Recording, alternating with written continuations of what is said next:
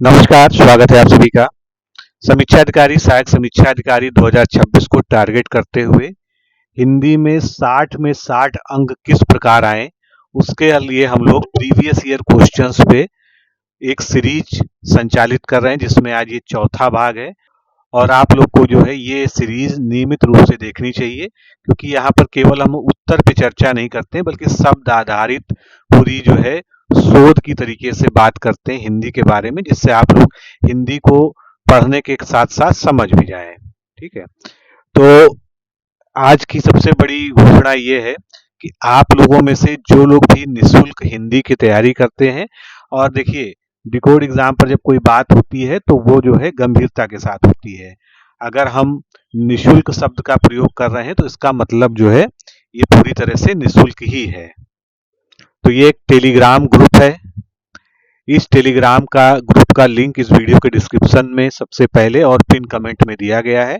आप इसको ज्वाइन कर सकते हैं, बाकी सारी चीजें आपको वहीं पर पता चल जाएंगी। आगे बढ़ते हैं। अगर आप आरओ की विधिवत तैयारी करना चाहते हैं तो आप हमारे अभ्युदय बैच से जुड़कर video lecture, PDF notes, previous year questions, Hindi mains, pre सारी तैयारी जो है एक साथ कर सकते हैं। इसके लिए डिस्काउंट कूपन यहाँ पर दिया हुआ है जो वैलिड है, आप इससे जुड़ सकते हैं।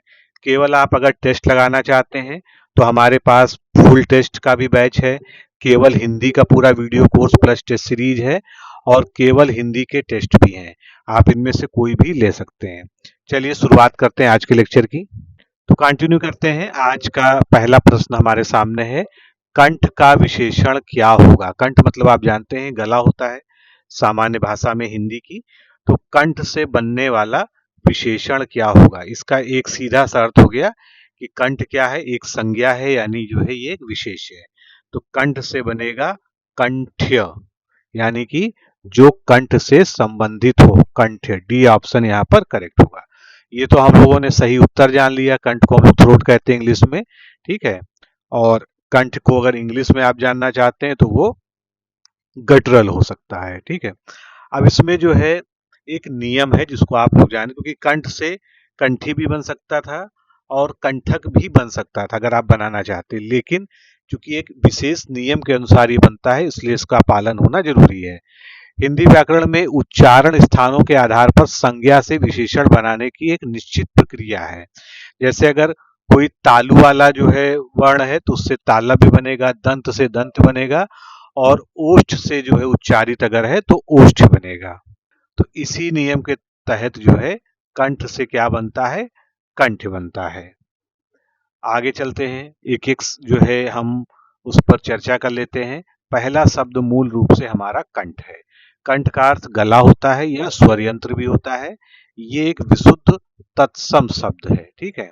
और इसका कोई जो है ऐसी तद्भव शब्द नहीं होता है, क्योंकि कंठ जो है नॉर्मली हिंदी में ऐसे ही प्रयोग हो जाता है।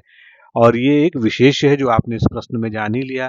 दूसरा जो हमारा सही विकल्प था कंठ, यानी इसका अर्थ होता है कंठ से उत्पन्न होने वाला, यानी जिसका उच्चारण कंठ से हो या जो है जो गले से संबंधित हो।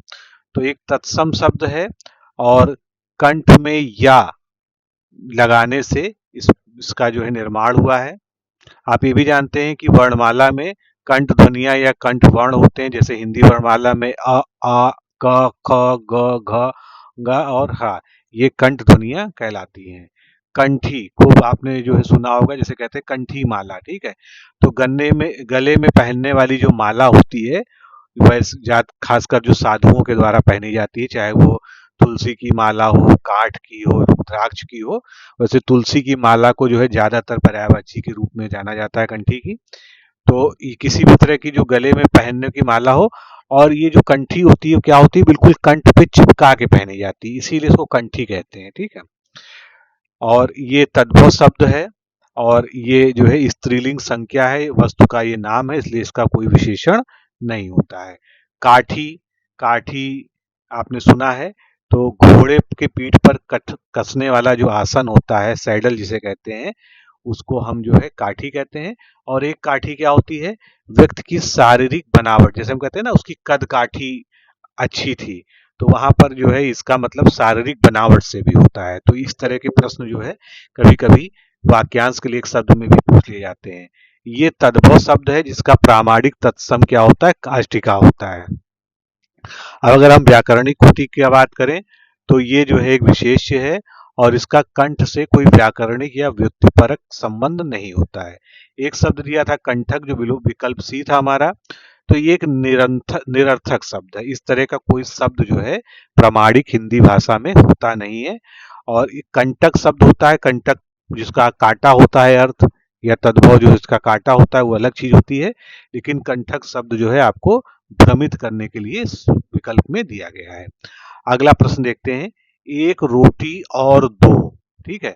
अब इसमें और क्या है, बहुत ही नजदीकी प्रश्न है क्योंकि इसमें जितने विकल्प हैं बहुत कंफ्यूज करने वाले हैं। और का प्रयोग क्रिया विशेषण के रूप में भी होता है, विशेषण की तरह से भी हो सकता है, समुच्चयबोधक अव्यय की तरफ से भी हो सकता है, ठीक है। तो इसमें से सही उत्तर क्या है ये आपको छांटना है। एक रोटी और दो में ये क्या है, एक विशेषण की तरह कार्य कर रहा है, ठीक है। क्यों? क्योंकि ये और का मतलब क्या कर रहा है कि एक तरह से मात्रा बता रहा है कि और देना है। तो अगर इसको हम इंग्लिश में ट्रांसलेट करें तो और आप अच्छे समझ पाएंगे, गिव वन मोर रोटी, ठीक है। तो यहाँ और शब्द एक विशेषण के रूप में प्रयुक्त हो रहा है। और का यहाँ पर मतलब अतिरिक्त या एडिशनल, कि हमको एक और या एक अतिरिक्त रोटी चाहिए। तो जो संज्ञा रोटी की मात्रा को ये बता रहा है। यहाँ पर दो जो दिया गया है, एक रोटी और दो, तो ये क्या है, क्रिया है, ये क्रिया है। ये जो है दो का मतलब टू नहीं है, मतलब ये एक जो है संख्यावाचक शब्द नहीं है, ये एक आज्ञार्थक रूप की क्रिया है। अब इसमें जो है किस तरह से एक एक शब्द का विन्यास हम देख लेते हैं। पहले और की बात कर लेते हैं, और अच्छे से समझ लेते हैं। जब और शब्द का प्रयोग अधिक या अतिरिक्त या दूसरा, ठीक है, जैसे कहते हैं एक और व्यक्ति है, तो वहां पर और का मतलब क्या हो जाएगा कि एक दूसरा व्यक्ति है, ठीक है। एक और दो में एडिशनल हो जाएगा, ठीक है। मुझे और दो का एक मतलब ये भी होता है कि मुझे और अधिक दो। तो ये तीनों ही सेंस में इसका प्रयोग हो सकता है। तो किसी संज्ञा के साथ अगर इसका प्रयोग हो रहा है और का, और इन सेंस में हो रहा है, तो ये जो है सार्वनामिक या परिमाणवाचक विशेषण बन जाता है। अब जो वाक्य रचना है एक रोटी और दो, इसका मूल व्याकरणिक अन्वय जो है एक और रोटी दो है, मतलब क्या कहा जाएगा, एक और रोटी दो। तो यहाँ पर और स्पष्ट रूप से संज्ञा को विशेषित कर रहा है, उसकी विशेषता बता रहा है। इसी प्रकार एक और उदाहरण लेते हैं, मुझे और दूध चाहिए। अब यहाँ पर भी और का प्रयोग हुआ है, ठीक है। एक और उदाहरण है, और लोग कहाँ हैं। तो इन सभी में और क्या है, एक विशेषण की तरह प्रयोग हुआ है।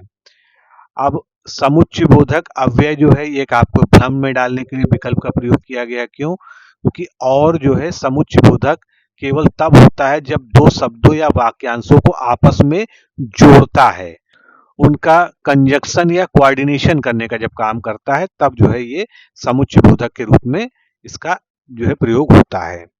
अब जैसे नियम आधारित उदाहरण देख लें, राम और श्याम आए। अब यहाँ पर और का प्रयोग हुआ है, तो और यहाँ पर कैसा है, समुच्चयबोधक है, यानी दो चीजों को आपस में जोड़ रहा है, ठीक है। और जो प्रश्नगत वाक्य हमारा है एक रोटी और दो, उसमें जो है इस तरह से इसका प्रयोग नहीं हुआ है। फिर क्रिया विशेषण भी एक आप में दिया था, इसके बारे में भी जान लीजिए, ठीक है।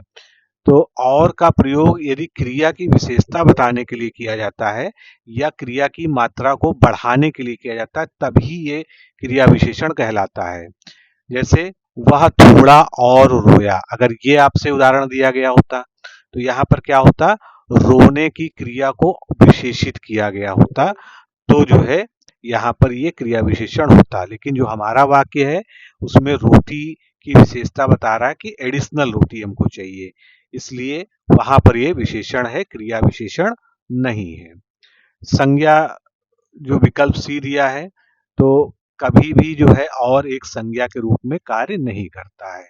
यद्यपि यह सर्वनाम अवश्य हो सकता है, जैसे औरों ने भी यह कहा। तो ये सभी जितने भी सेंटेंस हम एग्जाम्पल में आपको दे रहे हैं, इनको चाहे नोट कर लीजिएगा। कभी कभी और शब्द से बहुत ज्यादा कंफ्यूजन प्रश्न में उत्पन्न होता है, ठीक है।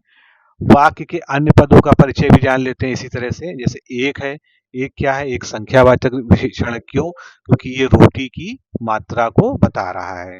रोटी एक विशेष्य है, जातिवाचक भी है, कर्मकारक भी है। दो क्या है, यहाँ पर मुख्य क्रिया है जो देना धातु का आज्ञार्थक रूप हो गया। चलिए अगला प्रश्न लेते हैं।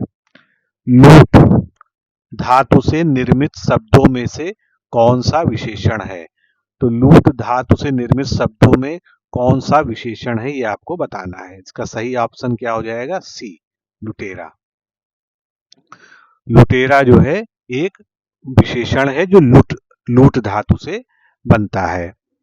अब जबकि ये कर्तवाचक संज्ञा के रूप में प्रयोग हुआ है, इसका निर्माण लूट धातु में एरा प्रत्यय लगाने से होता है। बाकी जो तीनों विकल्प थे वो क्या है? विशुद्ध रूप से क्रिया है, जैसे लूटना, लुटाना या लुटना। तो लुटेरा जो है, इसका एक शाब्दिक अर्थ क्या होता है? अगर आपसे कोई पूछ ले वाक्यांश के लिए एक शब्द में, तो लूटपाट या डकैती करने वाले व्यक्ति को हम लुटेरा कहेंगे। ये एक तद्भव शब्द है, इसका निर्माण लूट धातु से होता है। ये मूलतः जो है कर्तवाचक कृदंत है जो वाक्य में विशेषण और विशेष्य दोनों ही रूप में कार्य करता है।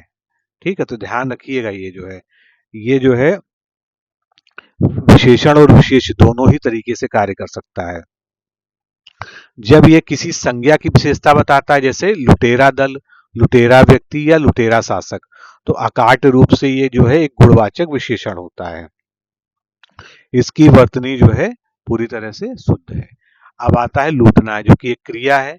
इसका अर्थ क्या होता है? बलपूर्वक या धोखे से संपत्ति को छीन लेना। ठीक है, और ये विशेषण नहीं है। इसी तरह से लुटाना, ये भी एक क्रिया है। धन आदि को अत्यधिक उदारता या मूर्खता से बांटना या नष्ट करना, ये जो है इसका वाक्यांश में एक शब्द के लिए हो जाएगा आपके। और लूट धातु में आना प्रत्यय का योग बनाकर लुटाना का जो है निर्माण होता है। यह भी एक प्रेरणार्थक रूप है क्रिया का, ना कि एक विशेषण है। लुटना भी इसी तरह से अपनी संपत्ति, सम्मान या सर्वस्व खो देना या किसी के द्वारा ठग लिया जाना। ठीक है, ये एक अकर्मक रूप की क्रिया है, लुट धातु से बना हुआ, विशेषण नहीं है। ठीक है, अब चूंकि विशेषण वह शब्द होता है जो किसी संज्ञा या सर्वनाम की विशेषता बताए, अतः इन शब्दों को वाक्य प्रयोग करके जो है हम जान सकते हैं, और ये आप हमेशा अप्लाई कर सकते हैं जब भी आप जो है इसका परीक्षण करना चाहें। जब हम कहेंगे लुटेरा आदमी, तो क्या किया हमने? संज्ञा के साथ प्रयोग किया, आदमी के साथ लुटेरा। ठीक है, तो ये क्या है? सिद्ध हो गया कि ये विशेषण हो गया। लेकिन अगर आप वहीं पर लूटना आदमी लिखेंगे, बाकी विकल्पों को फिट करके देखेंगे, तो वो नहीं होगा। लुटाना आदमी भी नहीं होगा, लुटना आदमी भी नहीं होगा। तो इस तरह से अगर आप किसी भी विशेषण को परीक्षित करना चाहते हैं, तो उसको आप जो है संज्ञा या सर्वनाम के साथ में प्रयोग करके देख ले, तो आपको जो है बिल्कुल पक्का यकीन हो जाएगा कि वो विशेषण है अथवा नहीं है। अगला शब्द है कुसुम का विशेषण है। कुसुम का मतलब क्या होता है? फूल होता है। ठीक है, अब फूलने, कुसुम मतलब फूलने की क्रिया क्या कहलाएगी? कुसुमित कहलाएगी। तो यहाँ पर जो है बी ऑप्शन सही है। और यहाँ पर देखिए वाक्य प्रयोग में भी समस्या है। कुसुमती यहाँ पर दिया है, यहाँ पर कुसुमित दिया है। ठीक है, तो बी ऑप्शन यहाँ पर करेक्ट है। कुसुम का मतलब फ्लावर होता ही है, और कुसुमित का मतलब जो है खिला हुआ, या उसको खिलने की जो वो होती है, खिलने के बाद की जो स्टेज होती है उसको ब्लॉसम्ड या फ्लावर्ड कहेंगे। ठीक है, जब किसी संज्ञा शब्द से कोई गुणवाचक विशेषण बनना होता है, ये सब नियम है छोटे छोटे, इसको समझ लीजिएगा। हिंदी और संस्कृत दोनों में ये कॉमन है। जब किसी भी संज्ञा शब्द से हमको एक गुणवाचक विशेषण बनाना होता है, तो उसमें हम क्या करते हैं? हम इत तद्वित प्रत्यय लगाते हैं। जैसे अब उदाहरण से देख लीजिए, हर्ष से बना हर्षित, पल्लव से बना पल्लवित, और पुष्प से बना पुष्पित। ठीक है, तो ये भी आपसे पूछा जा सकता है। सेम नियम के अनुसार जो है कुसुम से बन गया कुसुमित। चलिए सारे विकल्पों को देख लेते हैं। ये विकल्प तो हमने देख लिया। ठीक है, कुसुम जो है एक संज्ञा शब्द है, उससे कुसुमित बन गया। और ये गुणवाचक विशेषण है। आपसे श्रेणी पूछ ले कोई कि विशेषण किस प्रकार का है, तो गुणवाचक है ये। और वाक्यों में किसी संज्ञा की विशेषता बता रहा है, जैसे कुसुमित उपवन। अब अगर आपको वाक्य प्रयोग करके समझना है, तो कुसुमित उपवन ब्लॉसम्ड गार्डन। इसी तरह से कुसुमित लता हो गई।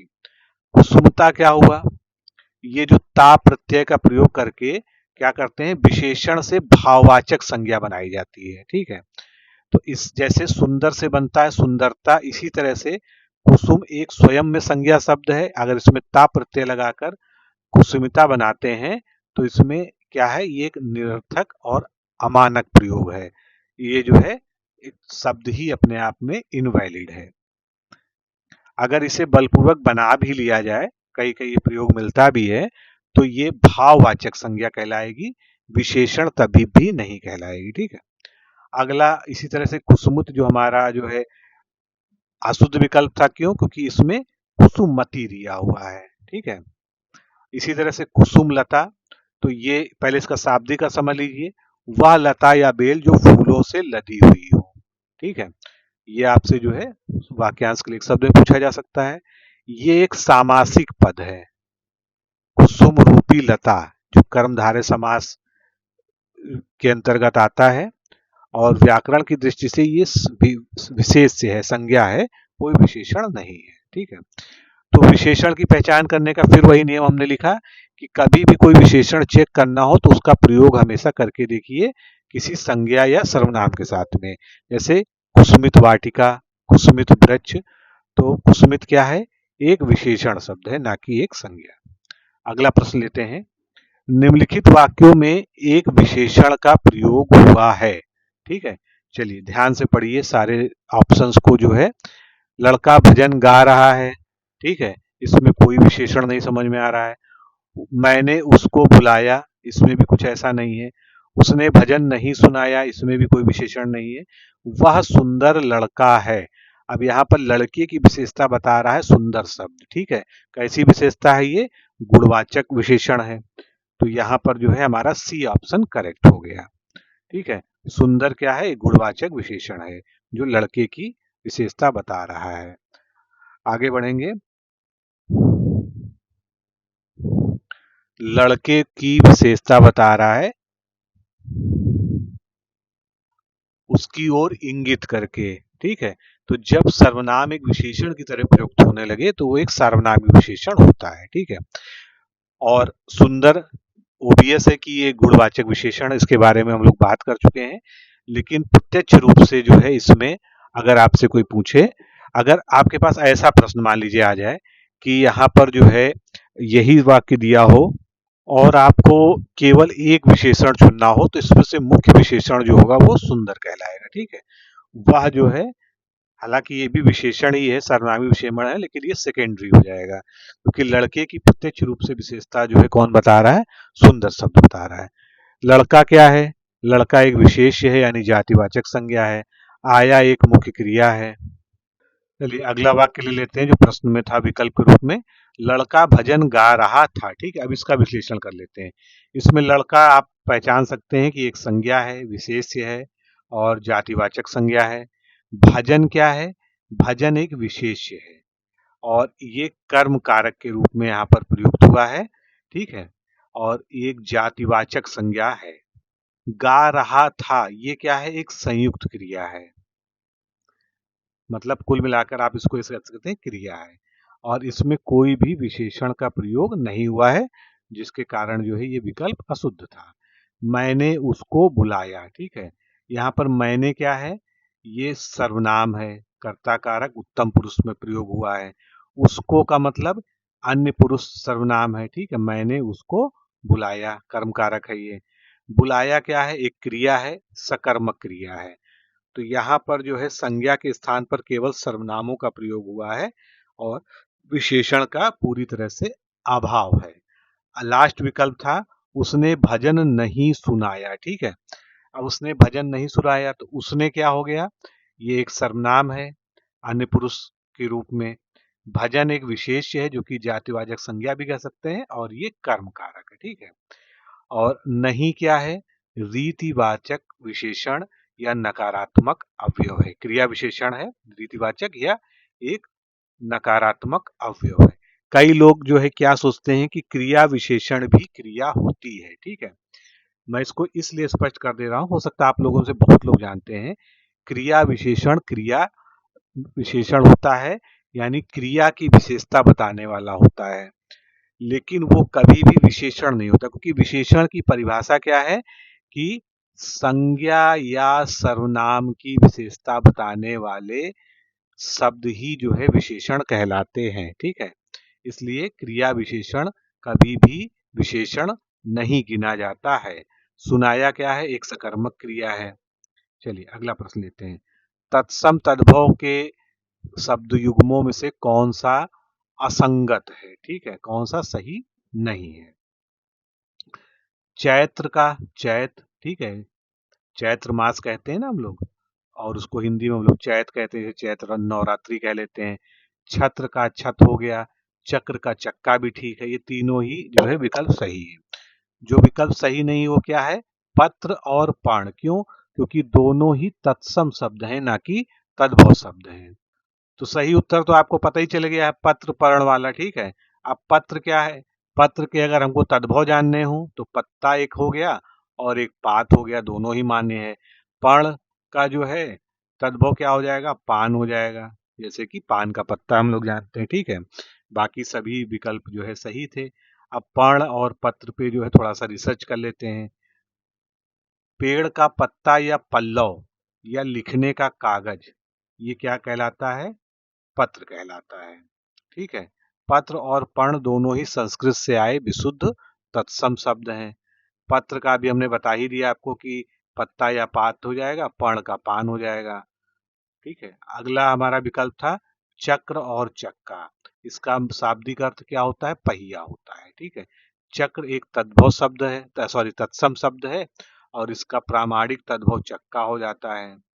ठीक है, और ये कैसा शब्द है? ये विशेष शब्द है।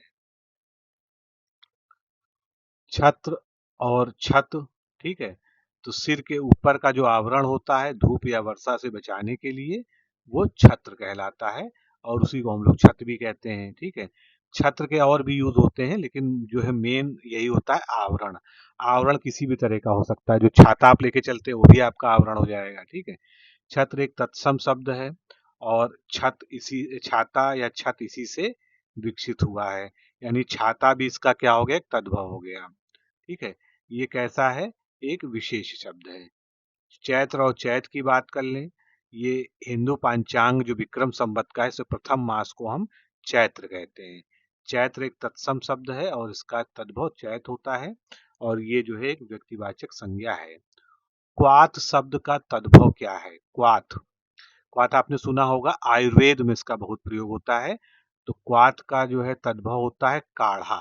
ठीक है, काढ़ा आप जानते हैं, जब औषधियों को उबाल के जो है उसको ठंडा करके मतलब औषधि बनाई जाती है, उसको जो है हम काढ़ा कहते हैं। तो क्वाथ एक विशुद्ध तत्सम शब्द है, जिसका आयुर्वेद में अर्थ जल में उबाला गया औषधीय अर्क होता है। अर्क का मतलब क्या होता है? किसी चीज का सत, निचोड़, और इसका सर्वाधिक प्रामाणिक और मानकीकृत तद्भव जो है काढ़ा हो जाएगा। ठीक है, चलिए आगे बढ़ते हैं, काढ़ा पे आते हैं। काढ़ा की अगर कोई परिभाषा पूछ ले या वाक्यांश के लिए एक शब्द में आ जाए, तो विभिन्न औषधियों, जड़ी बूटियों या मसालों को पानी में उबाल कर तैयार किया गया जो रस होता है, उसको हम काढ़ा कहते हैं। ठीक है, और ये एक विशेष शब्द है, संज्ञा शब्द है। कांटा जो है अगला विशेष था हमारा, विशेष विकल्प था। तो कांटा जो है वृक्षों, पौधों या झाड़ियों का नुकीला या चुभने वाला भाग होता है। ठीक है, ये एक तद्भव शब्द है, और इसका अगर आपसे कोई तत्सम पूछ ले तो इसका तत्सम होता है कंटक। पूछा भी जा चुका है कई बार जो है, और ये एक विशेष है। ठीक है, काठ का जो है अर्थ सामान्य रूप से लकड़ी होता है, इमारती या सूखी लकड़ी। ये एक तद्भव शब्द है, और इसका प्रामाणिक तत्सम रूप काष्ठ होता है, और ये एक विशेष है। और विशेष किस प्रकार का? द्रव्यवाचक संज्ञा है। कांच, कांच जो है पारदर्शक या भंगुर पदार्थ या जो शीशा होता है उसको हम कहते हैं। ये एक तद्भव शब्द है, और इसका अगर तत्सम लिखना हो तो बिल्कुल इससे मिलता जुलता है, बस इसको कांच लिखेंगे। ठीक है, इसमें से चंद्रबिंदु या अनुनासिक जो है हटा देंगे। व्याकरणिक कोटि क्या है इसका? विशेष है, ये द्रव्यवाचक संज्ञा है। आदर्शिका का तद्भव शब्द है, चलिए आदर्शिका का तद्भव शब्द क्या है ये आपको देखना है। तो आदर्शिका का तद्भव शब्द हो जाएगा हमारा विकल्प डी, आरसी। ठीक है, आदर्शिका होता क्या है?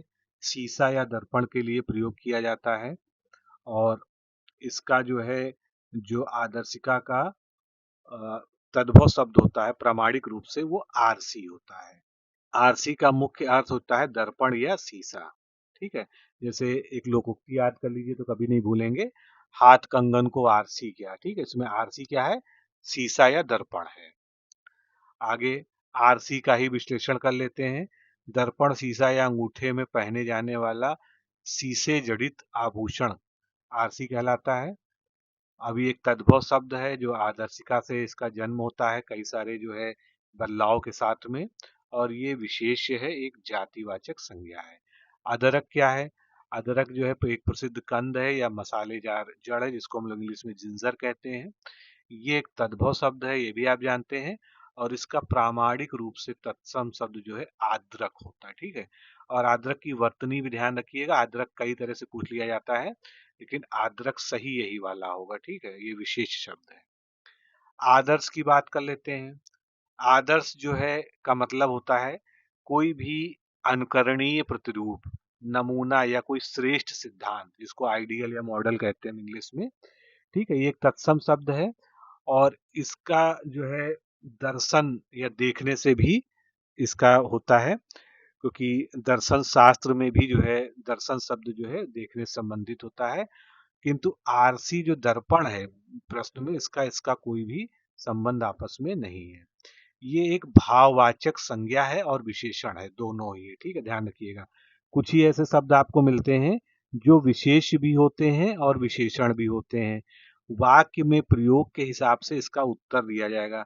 अगर आपसे कोई सीधा शब्द पूछ ले, मतलब कोई प्रश्न पूछ ले कि आदर्श एक विशेष है या विशेषण, तो आप बताएंगे कि दोनों ही है। ठीक है, तो आदर्श शब्द का प्रयोग जो है संज्ञा और विशेषण दोनों के ही रूप में किया जाता है। अब इसके उदाहरण से हम समझ लेते हैं। जैसे वह एक आदर्श विद्यार्थी है। अब विद्यार्थी की विशेषता क्या है? कि वो आइडियल है, आदर्श है। तो यहाँ पर विद्यार्थी जो है विशेष्य है और आदर्श उसकी विशेषता बता रहा है। वहीं पर गांधी जी के आदर्श बहुत ऊंचे थे, अगर इस तरह से आपको आ जाए। ठीक है, तो यहाँ ऊंचे एक विशेषण है और आदर्श क्या है? विशेष्य है। ठीक है, क्योंकि आदर्श की विशेषता बता रहा है ऊंचे शब्द, तो आदर्श क्या हो गया? यहाँ पर एक विशेष्य हो गया।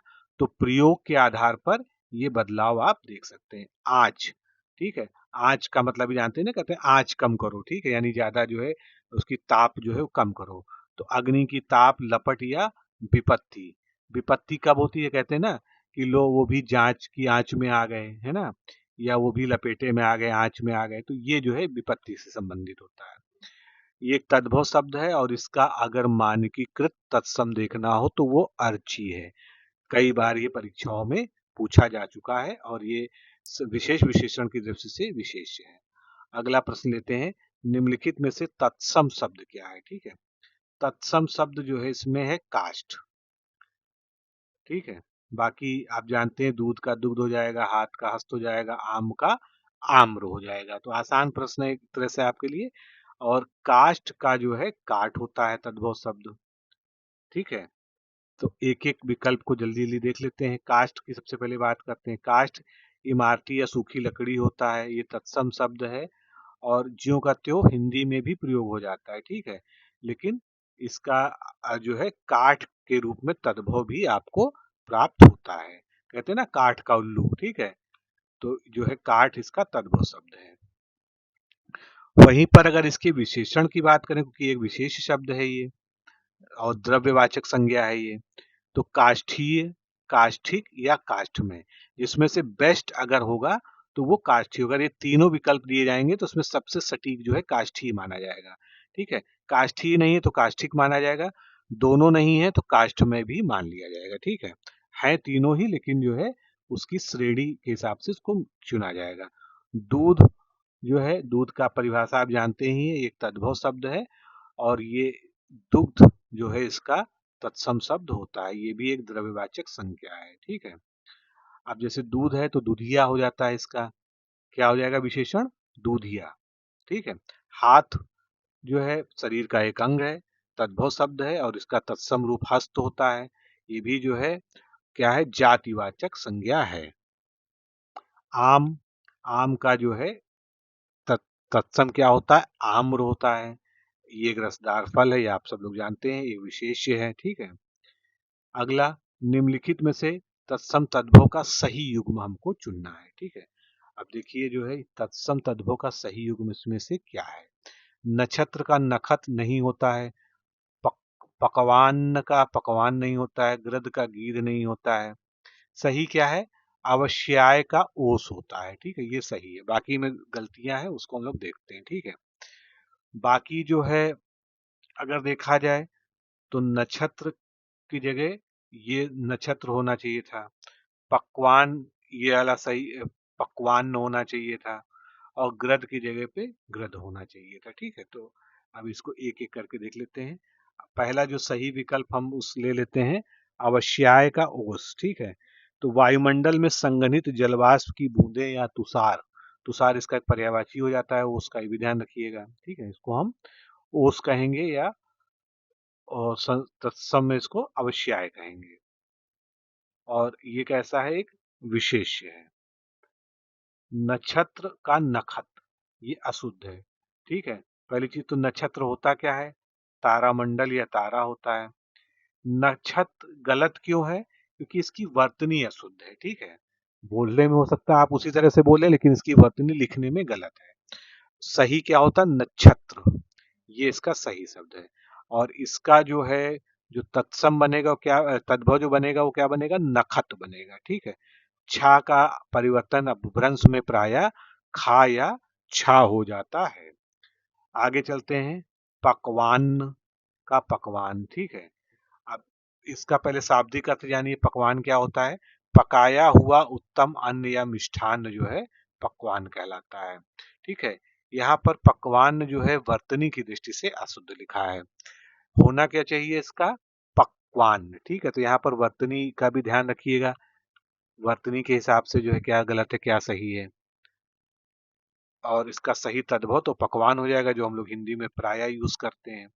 इसी तरह से गृध गीध, इसमें भी समस्या है। पहली चीज का अर्थ समझ लीजिए, एक प्रसिद्ध बड़े आकार का शिकारी पक्षी होता है जिसको हम लोग वल्चर या गिद्ध कहते हैं, ठीक है।